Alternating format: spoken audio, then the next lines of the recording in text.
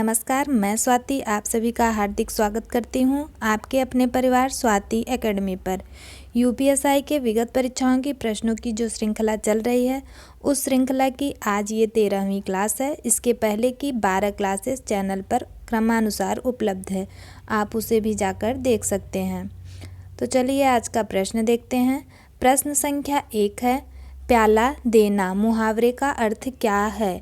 प्याला देना मुहावरे का अर्थ ए शराब पिलाना, बी इच्छा की पूर्ति करना, सी खुश हो जाना, डी गर्भपात करना। इसका जवाब होगा ए शराब पिलाना। प्याला देना मुहावरे का अर्थ है शराब पिलाना। प्रश्न संख्या 2, मेरे भाई के लिए दवाई दीजिए। मेरे भाई के लिए दवाई दीजिए इस वाक्य में कौन सा कारक है? ए संबंध कारक, बी अपादान कारक, सी अधिकरण कारक, डी संप्रदान कारक। इसका जवाब होगा डी संप्रदान कारक। संप्रदान कारक वहाँ होता है जहाँ किसी को कुछ दिया जाए, तो वहाँ संप्रदान कारक होता है। यहाँ मेरे भाई के लिए दवाई दीजिए में भाई के लिए दवाई दिया जा रहा है, और जो है यहाँ के लिए संप्रदान कारक चिन्ह का भी प्रयोग हुआ है। के लिए क्या है? संप्रदान कारक का चिन्ह है।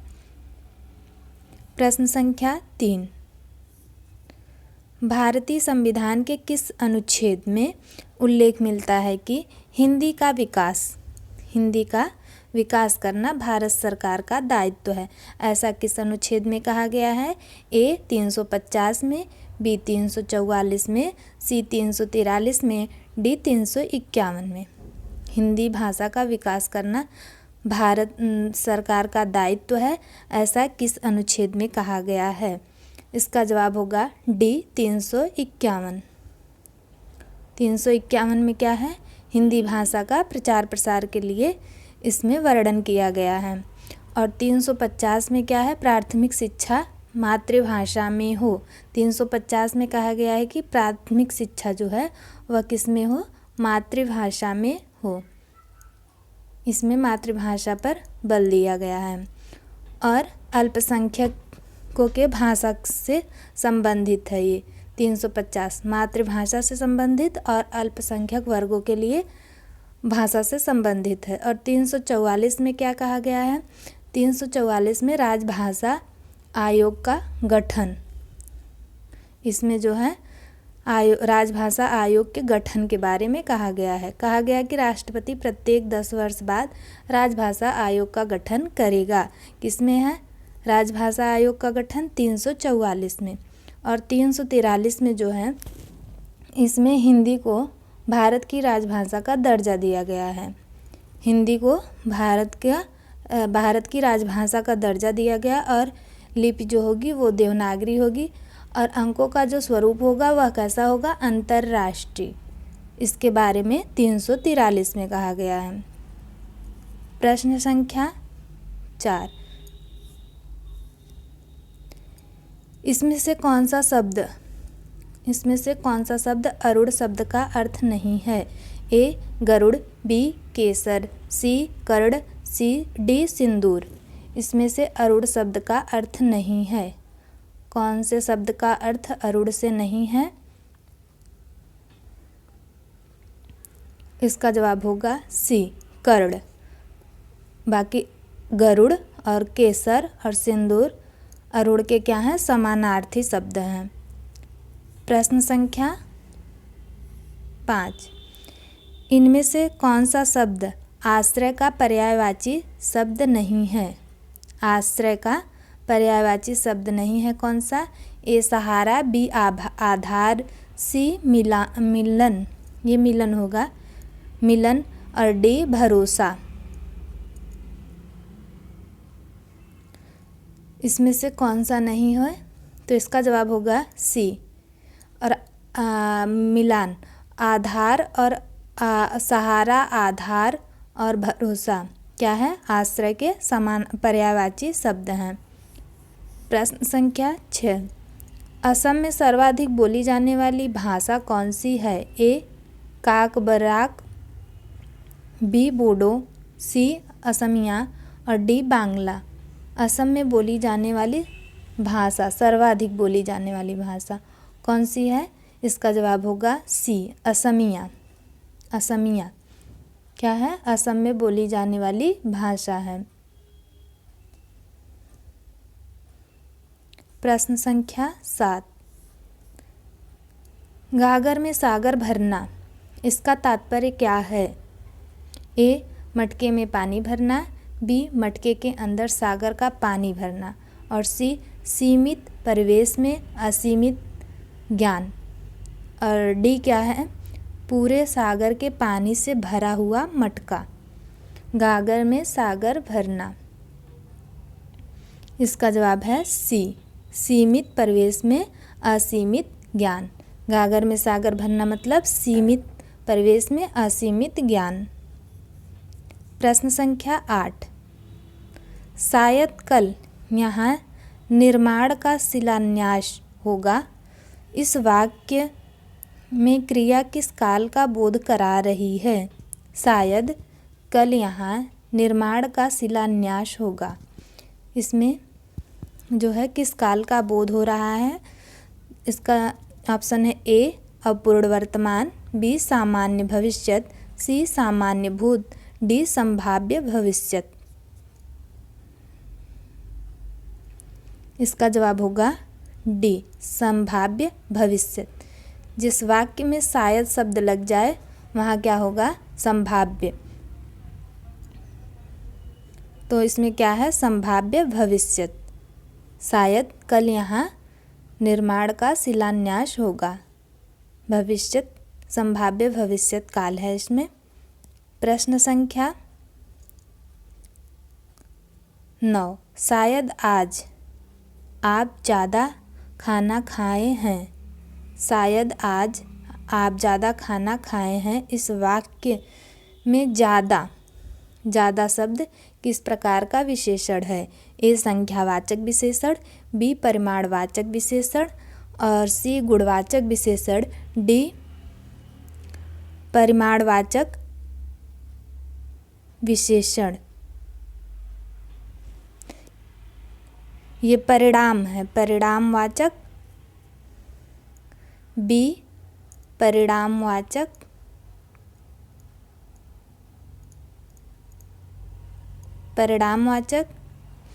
और डी जो है परिमाणवाचक विशेषण। शायद आज आप ज़्यादा खाना खाए हैं, इस वाक्य में ज़्यादा शब्द किस प्रकार का विशेषण है? तो ये है डी, ऑप्शन इसका सही होगा डी, परिमाणवाचक विशेषण।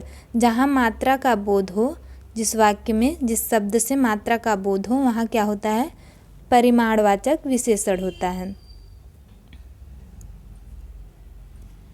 प्रश्न संख्या 10, नया दाना नया पानी, इस लोकोक्ति का अर्थ क्या है? ए, नई नौकरी, बी, नई शादी, सी, गलत ढंग से कमाई, डी, नई उपज। नया दाना नया पानी लोकोक्ति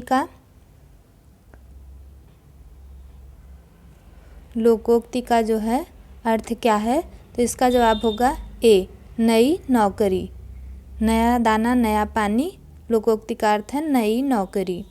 प्रश्न संख्या 11, लड़ाकू शब्द में कौन सा प्रत्यय है? इस लड़ाकू शब्द में कौन सा प्रत्यय है? ए, आकू, बी, कु, सी, लड़, डी, डाकू। लड़ाकू में कौन सा प्रत्यय है? इसका जवाब होगा ए, आकू। लड़ाकू में आकू प्रत्यय है। मूल शब्द क्या है? लड़, और आकू प्रत्यय मिलकर लड़ाकू शब्द बना है। प्रश्न संख्या 12, सही वर्तनी वाला शब्द कौन सा है? सही वर्तनी वाला शब्द कौन सा है? ए, अध्यपान, बी, अध्यापन, सी, अध्यापन, और डी, अध्यापन। सही वर्तनी किसका है? इसका जवाब होगा डी, अध्यापन। अध्यापन जो है सही वर्तनी वाला शब्द है, बाकी तीनों क्या हैं, अशुद्ध हैं। प्रश्न संख्या 13, चितकोबरा के उपन्यासकार कौन हैं? ए मृदुला गर्ग, बी मैत्रेयी पुष्पा, सी राजी सेठ, डी उषा प्रियंवदा। चितकोबरा के उपन्यासकार कौन हैं? इसका जवाब होगा ए मृदुला गर्ग। चितकोबरा क्या है? मृदुला गर्ग जी का उपन्यास है। प्रश्न संख्या 14, मैन पावर रिक्वायरमेंट का हिंदी पर्याय कौन सा है? ए जनशक्ति भर्ती, बी जनशक्ति आवश्यकता, सी जनशक्ति उपयोग, डी जनशक्ति आयोजन। मैन पावर रिक्वायरमेंट, इसका हिंदी पर्याय क्या होगा? इसका जवाब होगा बी जनशक्ति आवश्यकता। प्रश्न संख्या 15, अर्धविराम चिन्ह कौन सा है? ए है कि बी है या सी है या डी? इनमें से अर्धविराम चिन्ह कौन सा है बताना है। इसका जवाब होगा ए। अर्धविराम चिन्ह कौन सा है? ए वाला। ऐसे बनता, ये क्या है? विस्मयादि, और ये क्या है? विस्मयादि बोधक चिन्ह। बी वाला क्या है? विस्मयादि बोधक चिन्ह।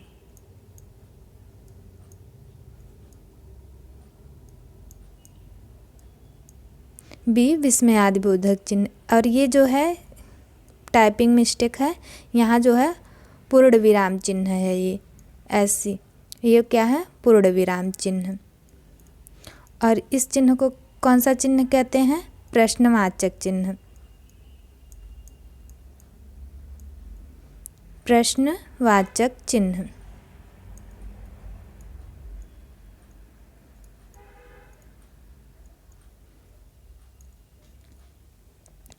प्रश्न संख्या 16, कितना अकेला आकाश किस विधा की रचना है?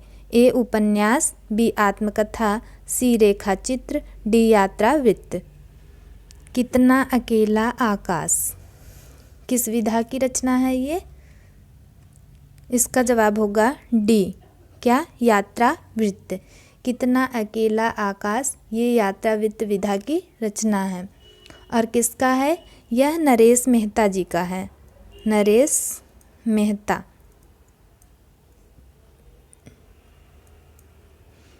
कितना अकेला आकाश नरेश मेहता जी का क्या है? यात्रा वृत्त। प्रश्न संख्या 17, जिसे कभी बुढ़ापा न आए, जिसे कभी बुढ़ापा न आए, इस वाक्यांश के लिए सही शब्द कौन सा है? ए अमर, बी जीवट, सी यौवन, डी अजर। जिसे कभी बुढ़ापा न आए, वाक्य के लिए एक शब्द कौन सा है? इसका जवाब होगा डी, अजर। अजर मतलब जिसको कभी बुढ़ापा न आए। प्रश्न संख्या 18, इनमें से कौन सा वाक्य अशुद्ध है? अशुद्ध वाक्य पूछा है। 3 शुद्ध है, 1 अशुद्ध है। कौन सा अशुद्ध है उसे बताना है।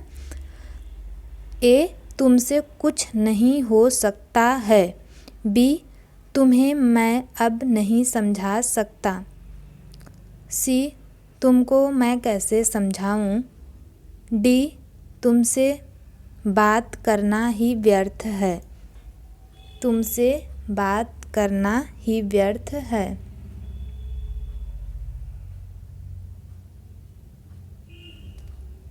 इसका जवाब होगा सी, तुमको मैं कैसे समझाऊं। तुमको मैं कैसे समझाऊं ये अशुद्ध वाक्य है। इसका शुद्ध क्या होगा? तुम्हें मैं कैसे समझाऊं। तुम्हें, शुद्ध वाक्य क्या होगा इसका? तुम्हें मैं कैसे समझाऊं। समझाऊं, ये क्या है, इसका शुद्ध रूप है। और तुमको मैं कैसे समझाऊं, ये अशुद्ध वाक्य है, बाकी तीनों शुद्ध हैं। प्रश्न संख्या 19, शुक्ल का विलोम शब्द कौन सा होगा? ए निःशुल्क, बी कृष्ण, सी सशुल्क और डी सरस। शुक्ल का विलोम कौन सा होगा? इसका जवाब है बी कृष्ण। शुक्ल का विलोम कृष्ण। दो पक्ष हैं, शुक्ल पक्ष और कृष्ण पक्ष। शुक्ल पक्ष में क्या होता है? उजाला होता है, और कृष्ण पक्ष में अंधेरा होता है। तो यहाँ शुक्ल शब्द का विलोम शब्द क्या होगा? कृष्ण होगा। और निःशुल्क का विलोम क्या होगा? सशुल्क। निःशुल्क का क्या होगा? सशुल्क, शुल्क के साथ। निःशुल्क मतलब शुल्क रहित। और सरस का क्या होगा? नीरस। सरस का क्या होगा? नीरस। सरस का विलोम नीरस, निःशुल्क का सशुल्क और शुक्ल का कृष्ण।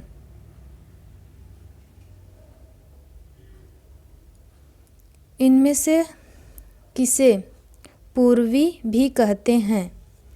इनमें से किसे पूर्वी भी कहते हैं?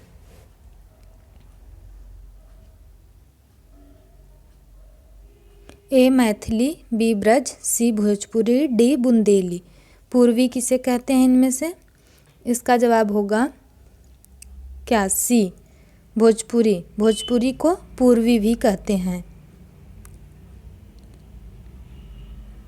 ये बिहारी हिंदी के अंतर्गत आने वाली बोली है। भोजपुरी जो है बिहारी हिंदी के अंतर्गत आने वाली है। मैथिली और भोजपुरी, तीसरी क्या है? मगही भी है। प्रश्न संख्या 21, आह वेदना मिली विदाई। आह वेदना मिली विदाई, यह उक्ति किस रचनाकार की है? ए सूर्यकांत त्रिपाठी निराला, बी महादेवी वर्मा, सी जयशंकर प्रसाद, डी अज्ञे। ये पंक्ति किसकी, उक्ति किसकी है? आह वेदना मिली विदाई। जवाब होगा,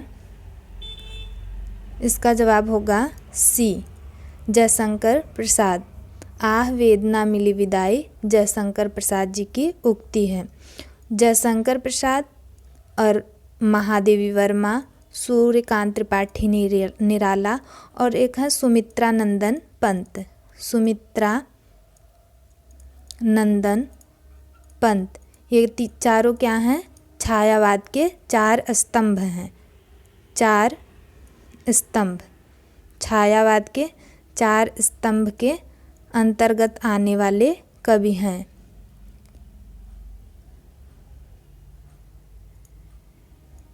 सूर्यकांत त्रिपाठी निराला, महादेवी वर्मा, जयशंकर प्रसाद, सुमित्रा नंदन पंत छायावाद के चार स्तंभ के अंतर्गत आने वाले कवि हैं।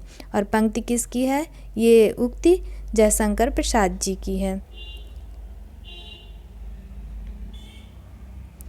इनमें से कौन सा उपसर्ग अरबी फारसी का है? कौन सा उपसर्ग अरबी फारसी का है? ए उप, बी कु, सी ना, डी पर। इसमें से अरबी फारसी का कौन सा है? इसका जवाब होगा सी ना। ना क्या है? अरबी फारसी का उपसर्ग है। उप और कु और प ये क्या हैं? हिंदी के हैं। तीनों हिंदी के हैं, ये हिंदी के उपसर्ग हैं। और ना जो है ये क्या है? अरबी फारसी के हैं। जैसे शब्द बनेगा ना समझ, ना समझ। ना उपसर्ग से कौन सा शब्द बनेगा? ना समझ। इसमें ना उपसर्ग है। किस भाषा का है? अरबी फारसी का। प्रश्न संख्या 23, क्रोध किस रस का स्थायी भाव है? ए अद्भुत रस, बी रौद्र रस, सी वीर रस, डी भयानक रस। क्रोध स्थायी भाव है, किस रस का है? इसका जवाब होगा बी रौद्र रस। क्रोध का स्थायी भाव क्या है? रौद्र रस का स्थायी भाव क्रोध है। और अद्भुत रस का स्थायी भाव विस्मय। विस्मय क्या है? अद्भुत रस का स्थायी भाव है। और वीर का उत्साह, वीर रस का स्थायी भाव उत्साह। भयानक का, भयानक रस का स्थायी भाव भय। क्रोध का, क्रोध किसका है? रौद्र रस का है। प्रश्न संख्या 24। दंत्य वर्त्य महाप्राण घोष व्यंजन वर्ण का उदाहरण कौन सा है? यहाँ दंत्य और महाप्राण और घोष वर्ण व्यंजन वर्ण का उदाहरण कौन सा है? ए छ, बी ध, सी थ, डी व। इनमें से कौन सा है? दंत हो, महाप्राण भी हो, घोष भी हो, तो ऐसा वर्ण कौन सा है? अब हम एक एक करके देख लेते हैं। इसमें दंत्य वर्ग के अंतर्गत किस वर्ग का उच्चारण स्थान दंत होता है? तो पहले हम यही देख लेते हैं। दंत, त वर्ग का जो उच्चारण स्थान होता है वह दंत होता है।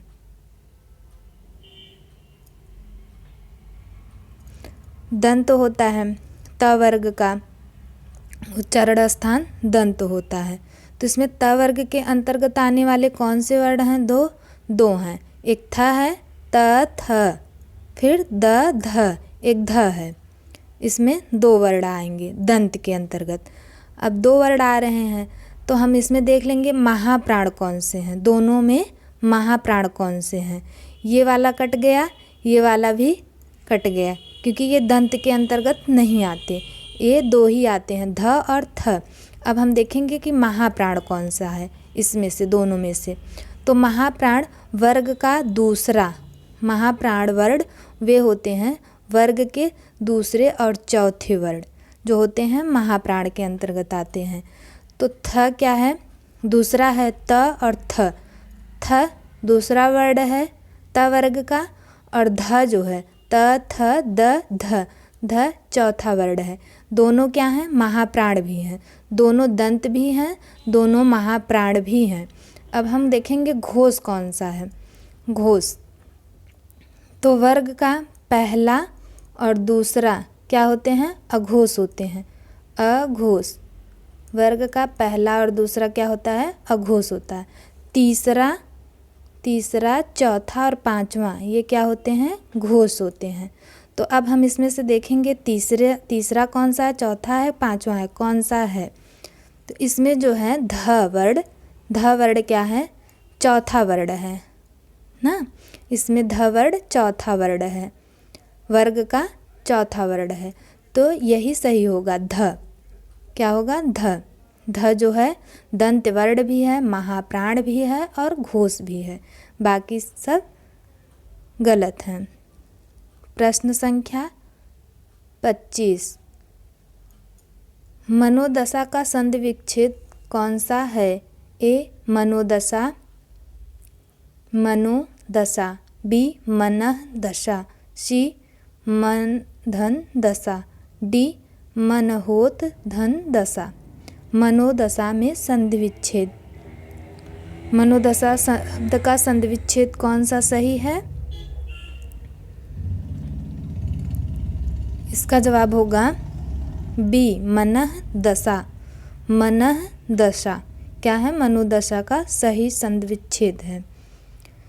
विसर्ग के पहले यदि अ और बाद में अ अथवा वर्ग के तीसरे, बाद में अ अथवा वर्ग का तीसरा, चौथा और कौन सा? पांचवा। तीसरा, चौथा और पांचवा, या य, र, ल, व ये वर्ण आए विसर्ग के बाद, कौन सा? वर्ग का तीसरा हो, चौथा हो, पांचवा हो, या य, र, ल, व हो, और विसर्ग के पहले क्या हो? अ हो। तो ये जो वर्ण हैं, ये जो तीसरा, चौथा, पांचवा, य, र, ल, व आए और विसर्ग के पहले अ हो। क्या हो? विसर्ग के पहले अ हो। तो इसमें मनः शब्द में विसर्ग के पहले न में अ है, इसके बाद द, द क्या है, तीसरा वर्ड है, वर्ग का कैसा वर्ड है, तीसरा वर्ड है। तब क्या होगा, विसर्ग की जगह ओ आदेश हो जाता है। यदि ऐसी स्थिति बने, तीसरा चौथा पांचवा य र ल व वर्ड आए, विसर्ग के पहले अ हो, तो इनका जो होता है विसर्ग का क्या हो जाता है, ओ हो जाता है। तो शब्द क्या बनेगा, ये विसर्ग ओ में परिवर्तित होकर शब्द बनेगा मनोदशा। इसमें क्या है, विसर्ग संधि है। और प्रश्न संख्या 26, सुख दुख की भावावेशमयी, सुख दुख की भावावेशमयी अवस्था विशेष गिने चुने शब्दों में स्वर साधना का उपयुक्त चित्रण कर देना ही गीत है। सुख दुख की भावावेशमयी अवस्था विशेष गिने चुने शब्दों में स्वर साधना का उपयुक्त विशेषण कर देना ही गीत है। यह उक्ति किस रचनाकार की है।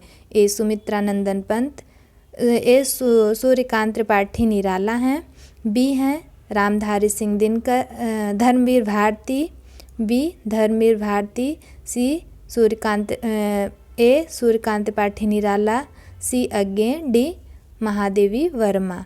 इनमें से इस उक्ति के रचनाकार कौन हैं।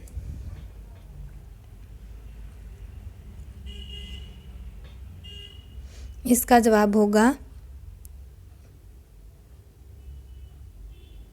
डी महादेवी वर्मा। सुख दुख की भावावेशमयी अवस्था विशेष गिने चुने शब्दों में स्वर साधना का उपयुक्त चित्रण कर देना ही गीत है। ऐसा किसने कहा, महादेवी वर्मा जी ने। किसने, महादेवी वर्मा जी का यह कथन है। प्रश्न संख्या 27, इनमें से स्त्रीलिंग शब्द कौन सा है। स्त्रीलिंग शब्द कौन सा है। ए संदेश, बी खत, सी चिट्ठी, डी पत्र। स्त्रीलिंग एक है, बाकी 3 पुल्लिंग होंगे। तो स्त्रीलिंग कौन सा है, इसका जवाब होगा सी चिट्ठी। क्या है, स्त्रीलिंग है। हम कहते हैं कि चिट्ठी आई, चिट्ठी क्या है, आई, चिट्ठी आई। और संदेश भेजा गया, संदेश भेजी गई नहीं, उनके द्वारा संदेश भेजा गया। खत भेजा गया है, पत्र भेजा गया है। ऐसा नहीं कहते हैं कि पत्र भेजी गई है या खत भेजी गई है, संदेश भेजी गई, ये भेजा गया। और चिट्ठी भेजी गई है या चिट्ठी आई। चिट्ठी क्या है, स्त्रीलिंग है। संदेश, खत और पत्र क्या हैं, पुल्लिंग हैं। वाक्य प्रयोग करने के बाद जो है लिंग स्वतः स्पष्ट होने लगता है। प्रश्न संख्या 28, मैं आपके विचारों से अंशतः सहमत हूँ। मैं आपके विचारों से अंशतः सहमत हूँ। इस वाक्य में क्या है, वाक्य, इस वाक्य में किस प्रकार के क्रिया विशेषण का प्रयोग हुआ है। ए कालवाचक, बी रीतिवाचक, सी स्थानवाचक, डी क्या है, परिमाणवाचक। अंशतः, मैं आपके विचारों से अंशतः सहमत हूँ। इसमें क्या होगा,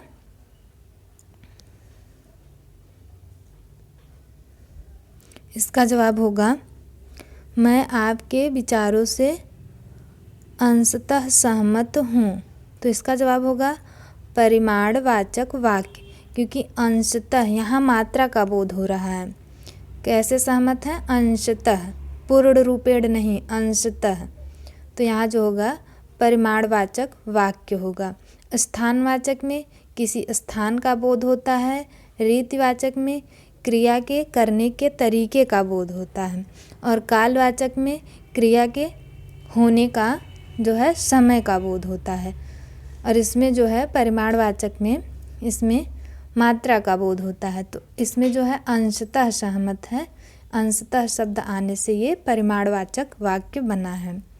प्रश्न संख्या 29, बुढ़िया धीरे धीरे चबा रही है। इस वाक्य में धीरे धीरे किस प्रकार का क्रिया विशेषण है? ए रीतिवाचक क्रिया विशेषण, बी परिमाणवाचक क्रिया विशेषण, सी कालवाचक क्रिया विशेषण, डी स्थानवाचक क्रिया विशेषण। धीरे धीरे, बुढ़िया धीरे धीरे चबा रही है हमें, धीरे धीरे किस प्रकार का क्रिया विशेषण है? इसका जवाब होगा ए रीतिवाचक क्रिया विशेषण। बुढ़िया चबाने की क्रिया कैसे कर रही है? धीरे धीरे। यहाँ क्या पता चल रहा है? तरीके का बोध हो रहा है। बुढ़िया के चबा रही है, चबाने के तरीके का बोध हो रहा है कि कैसे चबा रही है? धीरे धीरे। तो यहाँ क्या होगा? रीतिवाचक क्रिया विशेषण।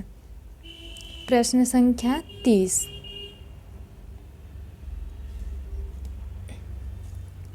भारतेंदु हरिश्चंद्र किस पत्रिका के संपादक थे? ए इंदु, बी मतवाला, सी क्या है? कविवचन सुधा और डी प्रताप। इसमें भारतेंदु जी की पत्रिका कौन सी है? किस पत्रिका के संपादक थे? इसका जवाब होगा क्या? सी कविवचन सुधा। इनकी 2 पत्रिकाएं और हैं, हरिश्चंद्र मैगजीन और बाला बोधिनी। क्या है? बाला बोधिनी।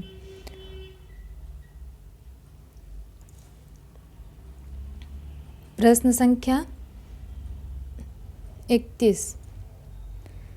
छठा विश्व हिंदी सम्मेलन किस वर्ष संपन्न हुआ था? ए 1999, बी 2003, सी 1993, डी 1996। छठवां विश्व हिंदी सम्मेलन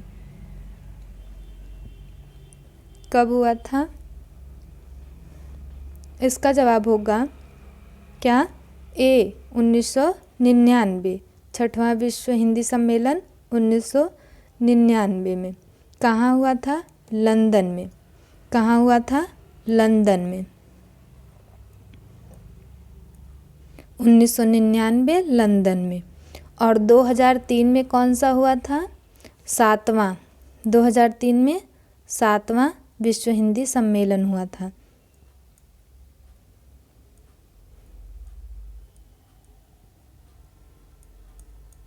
सातवां 2003 में। और 1993 में कौन सा हुआ था? चौथा। 1993 में कौन सा हुआ था? चौथा। 1996 में 5वां। 1996 में 5वां।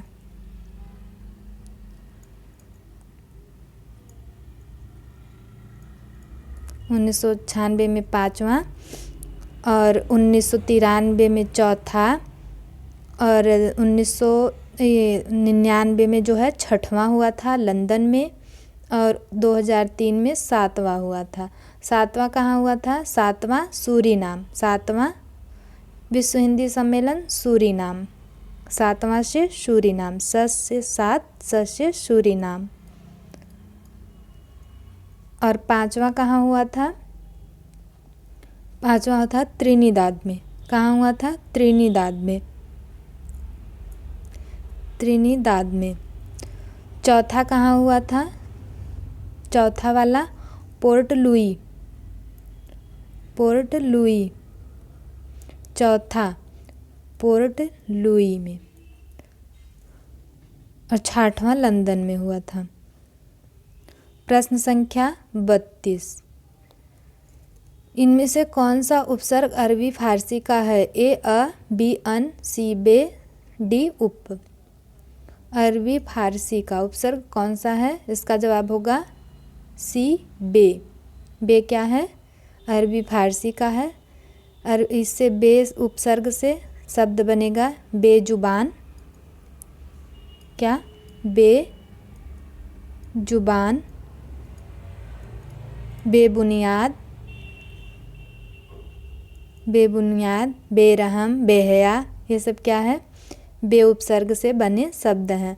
और अन, ये अ और अन और उप क्या हैं? हिंदी के हैं। ये हिंदी के उपसर्ग हैं। उपसर्ग क्या होते हैं? शब्दों के पहले लगकर, मूल शब्दों के पहले लगकर शब्द के अर्थ को परिवर्तित करते हैं। प्रश्न संख्या 33। प्रतिक्षण शब्द में कौन सा समास है? ए बहुव्रीहि समास, बी अव्ययी भाव समास, सी कर्मधारय समास, डी क्या है द्विगु समास। द्विगु समास। प्रतिक्षण में कौन सा समास है? इसका जवाब होगा बी अव्ययी भाव समास। प्रतिक्षण में अव्ययी भाव समास है। अव्ययी भाव समास में क्या होता है? पहला पद अव्यय होता है, प्रथम पद जो होता है वह अव्यय होता है और दूसरा पद जो है संज्ञा होता है। तो इसमें प्रतिक्षण शब्द में प्रति जो है क्या है? उपसर्ग है। उपसर्ग क्या होते हैं? अव्यय होते हैं। तो यहाँ क्या है? अव्ययी भाव समास। अमृतलाल नागर को किस कृति पर, प्रश्न संख्या 34 है, अमृतलाल नागर को किस कृति के लिए साहित्य अकादमी पुरस्कार प्राप्त हुआ? ए अमृत और विष, बी सुहाग के नूपुर, सी बिखरे तिनके, डी अग्निगर्भा। इनको किस कृति के लिए साहित्य अकादमी पुरस्कार में प्राप्त हुआ था अमृतलाल नागर को? इसका जवाब होगा ए अमृत और विष। अमृत और विष के लिए अमृतलाल नागर जी को साहित्य अकादमी पुरस्कार प्राप्त हुआ था। प्रश्न संख्या 35, परिपूर्ण। परिपूर्ण शब्द में कौन सा उपसर्ग है? ए परि, बी प, सी पूर्ण, डी पर। इस परिपूर्ण शब्द में कौन सा उपसर्ग है पूछा है? इसका जवाब होगा ए क्या? ए परि। परि जो है उपसर्ग है। मूल शब्द क्या है? पूर्ण। मूल शब्द क्या है? ये पूर्ण और इसमें परि उपसर्ग लगा है। प्रश्न संख्या 36, श्रृंगार शब्द का तद्भव रूप कौन सा है? ए सिंगार, बी सिकड़ी, सी शोभन और डी सिंहाड़ा। श्रृंगार शब्द क्या है? अशुद्ध लिखा गया है। इसका शुद्ध रूप क्या होगा? श्रृंगार। ये इसका शुद्ध रूप है। और श्रृंगार शब्द का तद्भव रूप पूछा है, इसमें कौन सा होगा? इसका जवाब होगा ए क्या? श्रृंगार। इसका तद्भव है। ये क्या है? तत्सम है। प्रश्न संख्या 37, अंदर आना मना है, यह किस प्रकार का वाक्य है? ए निषेधवाचक वाक्य, बी संकेतवाचक वाक्य, सी विधानवाचक वाक्य और डी प्रश्नवाचक वाक्य।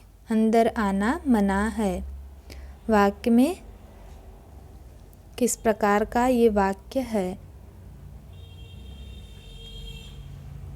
इसका जवाब होगा ए निषेधवाचक वाक्य। जिस वाक्य में क्या है? जिस वाक्य में निषेध सूचित शब्दों का प्रयोग होता है वह निषेधवाचक वाक्य होता है। यहाँ मना क्या है? मना शब्द निषेध सूचक है।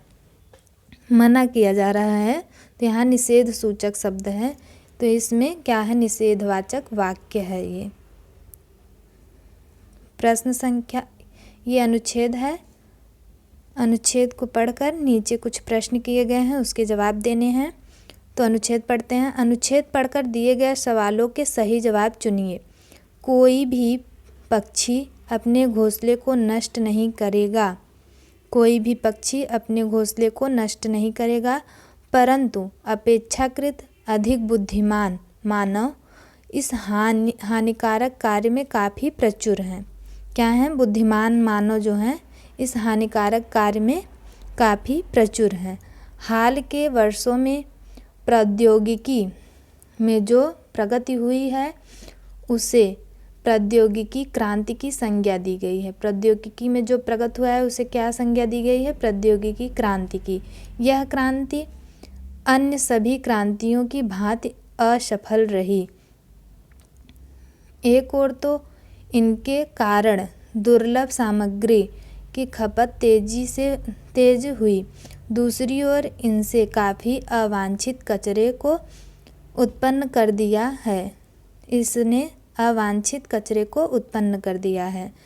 इससे कचरे का ढेर लगता जा रहा है और इसका निपटान करना मुश्किल हो गया है।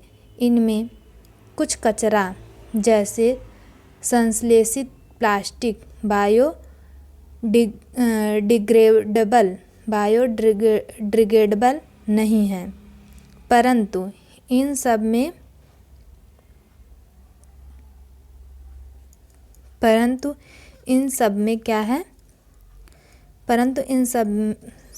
सब में सबसे खराब वे प्रदूषक हैं जिन्हें उन्नत प्रौद्योगिकी हमारे चारों ओर फैला रही है। अध्ययन से पता चलता है कि वायु प्रदूषण से वनस्पति को हानि पहुंचती है। वायु प्रदूषण से क्या पहुंचती है? वनस्पति को हानि पहुंचती है और सामान्यतः पौधे की वृद्धि में रुकावट आ जाती है। इनकी झलक हमें पौधे के उत्पादों में अपेक्षाकृत कम पोषकता तथा उनके परिणाम स्वरूप इन पर निर्भर रहने वाले जानवरों और मनुष्यों के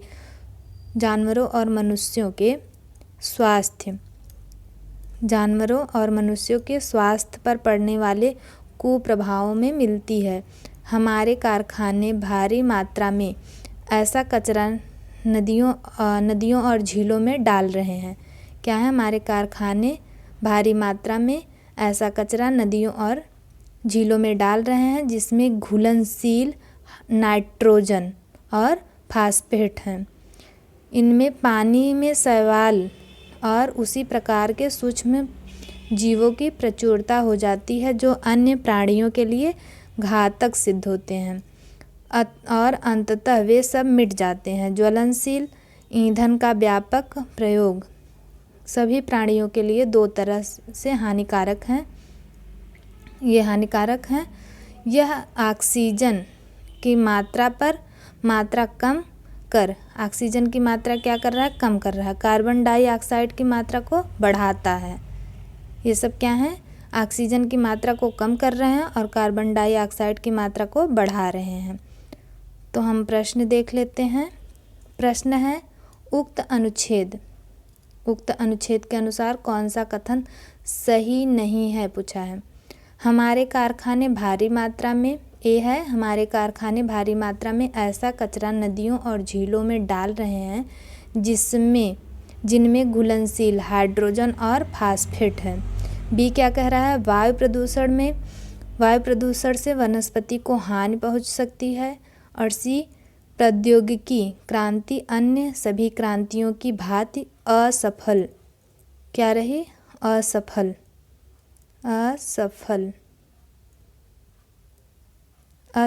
रही। और डी है ज्वलनशील ईंधन का व्यापक प्रयोग सभी प्राणियों के लिए दो तरह से हानिकारक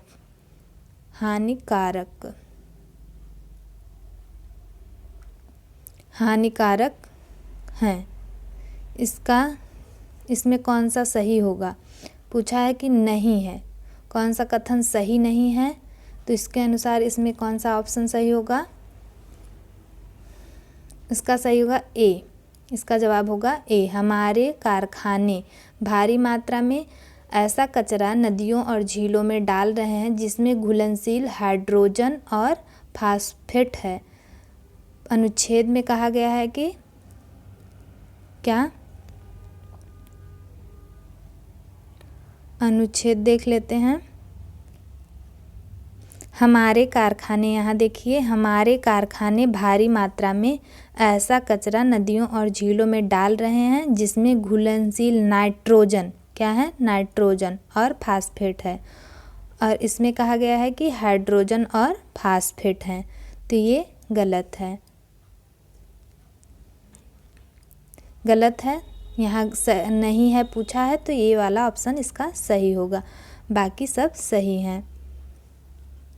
प्रश्न संख्या 39।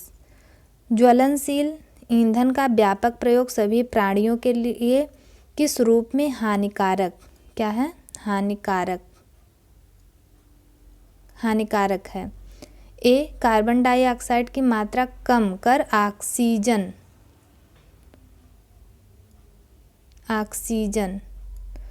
ऑक्सीजन की मात्रा को बढ़ाता है। ये ज्वलनशील ईंधन का जो व्यापक प्रयोग हो रहा है ये क्या कर रहा है कि यह कार्बन डाइऑक्साइड की मात्रा को कम कर रहा है और कार्बन डाइऑक्साइड की मात्रा को कम कर ऑक्सीजन की मात्रा को बढ़ाता है। बी है, यह ऑक्सीजन की मात्रा कम कर कार्बन डाइऑक्साइड की मात्रा को बढ़ाता है। सी है, झीलों में घुलनशील मैग्नीशियम और फास्फेट की मात्रा बढ़ जाती है। डी क्या है, झीलों में घुलनशील हाइड्रोजन और फास्फेट की मात्रा जो है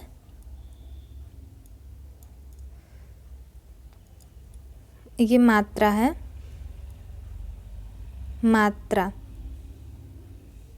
बढ़ जाती है। इसका जो जवाब होगा क्या होगा, इसमें होगा बी। क्या, बी। इसका जवाब होगा बी। क्यों? क्योंकि यह ऑक्सीजन की मात्रा कम कर कार्बन डाइऑक्साइड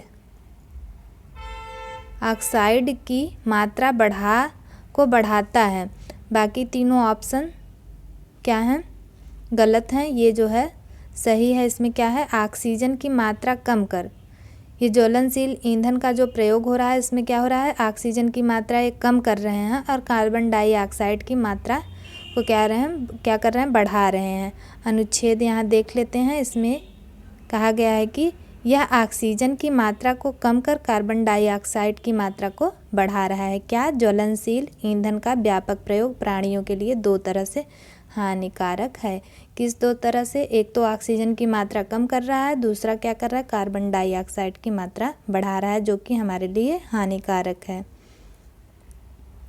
प्रश्न संख्या 40, प्रौद्योगिकी क्रांति का दुष्परिणाम इनमें से कौन सा नहीं है? ए, दुर्लभ सामग्री की खपत तेज हुई। बी, दुर्लभ सामग्री की खपत ने काफ़ी अवांछित कचरे को उत्पन्न कर दिया। सी, वायु प्रदूषण हो रहा है। डी जो है, वायु प्रदूषण से वनस्पति को लाभ पहुंच रहा है। इसमें जो है प्रौद्योगिकी क्रांति का दुष्परिणाम इनमें से कौन सा नहीं है पूछा है। इसका जवाब होगा डी, वायु प्रदूषण से वनस्पति को लाभ पहुंच रहा है। वायु प्रदूषण से क्या पहुंच रहा है, वनस्पति को लाभ। ये जो है गलत है। और बाकी वायु प्रदूषण हो रहा है। प्रौद्योगिकी क्रांति का दुष्परिणाम जो है उसका प्रभाव वायु प्रदूषण पर भी पड़ रहा है। दुर्लभ सामग्री की खपत ने काफ़ी अवांछित कचरे उत्पन्न कर दिए हैं, इसके कारण दुर्लभ सामग्री की खपत तेज हुई है। ये भी सही है। इसका ऑप्शन होगा बी, वायु प्रदूषण से वनस्पति को लाभ पहुंच रहा है। प्रौद्योगिकी क्रांति का दुष्परिणाम यही नहीं है, बाकी सब हैं। इसी के साथ 40 प्रश्न समाप्त होते हैं। धन्यवाद।